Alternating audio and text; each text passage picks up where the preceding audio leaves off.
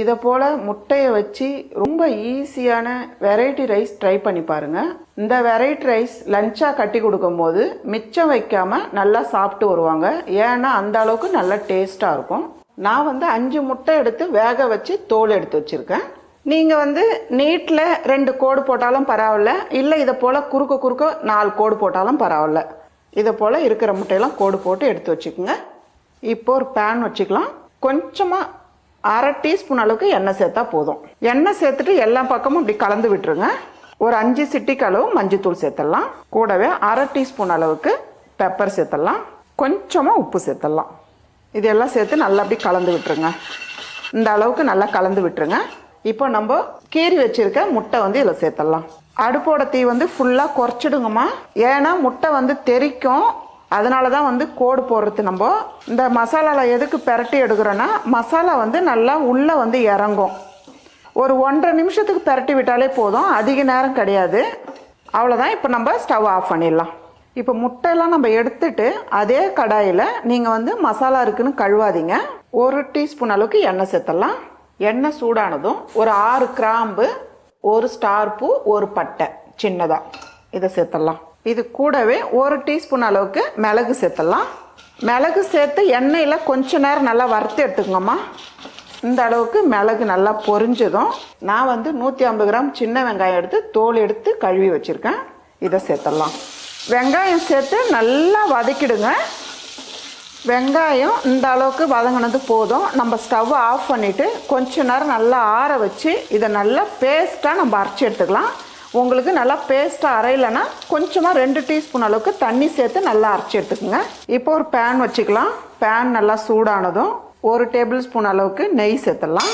கூடவே 2 table spoon அளவுக்கு எண்ணெய் சேர்த்துடலாம். ஒரு சின்னதாக பிரியாணி இலை இப்படி 2ஆக கட் பண்ணி சேர்த்துருங்க. கூடவே 2 கிராம்பு. நான் 3 பெரிய வெங்காயம் எடுத்து பொடியாக நறுக்கி வச்சுருக்கேன். இந்த ரைஸ்க்கு வெங்காயம் நல்லா பொடியாக நறுக்கிடுங்க. இப்போ வெங்காயம் சேர்த்துடலாம். வெங்காயம் சேர்த்துட்டு நல்லா ஓரளவுக்கு நல்லா ஃபஸ்ட்டு வதக்கிடுங்கம்மா. வெங்காயம் இந்த அளவுக்கு நல்லா வதங்கி வர டைமில் 3 பெரிய தக்காளி, நல்லா பழுத்த தக்காளியை எடுத்துக்கோங்க. எடுத்து நல்லா பொடியாக நறுக்கி இதில் சேர்த்துக்கலாம். இது கூடவே கொஞ்சமாக உப்பு சேர்த்துடலாம். இப்போதைக்கு ஒரு 1.5 டீஸ்பூன் அளவுக்கு இஞ்சி பூண்டு பேஸ்ட்டு சேர்த்துக்கலாம். இதெல்லாம் சேர்த்து நல்லா வதக்கிடுங்க. தக்காளி நல்லா மசிய வதக்கிடுங்க. பாருங்கள், தக்காளி நல்லா ஓரளவுக்கு நல்லா மசிஞ்சிருக்கு பாருங்கள். இது கூடவே கொஞ்சமாக கருவேப்பிலை சேர்த்துடலாம்.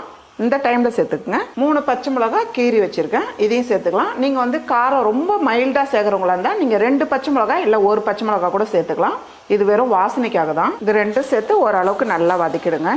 பாருங்கள், வெங்காயம் தக்காளி நல்லா வதங்கிடுச்சு.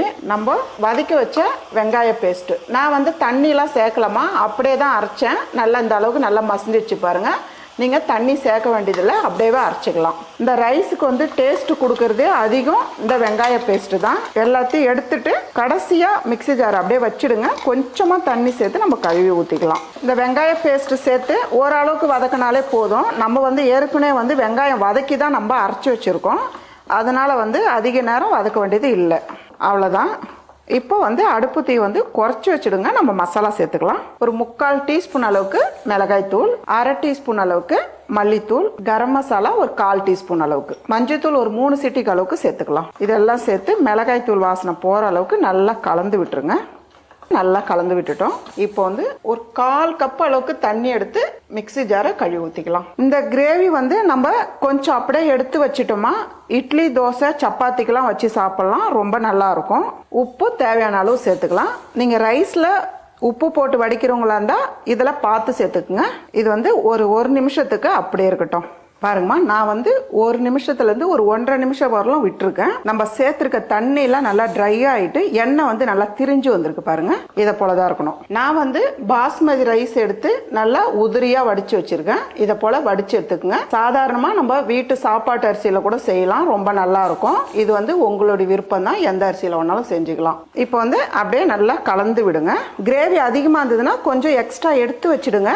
ரைஸ் சேர்த்து கலந்துட்டு பத்தலைன்னா சேர்த்துக்கலாம். பாருங்க, கிரேவி கொஞ்சம் கூடுதலாக தான் இருக்கு. இன்னும் கூட கொஞ்சம் ரைஸ் சேர்த்துக்கலாம்.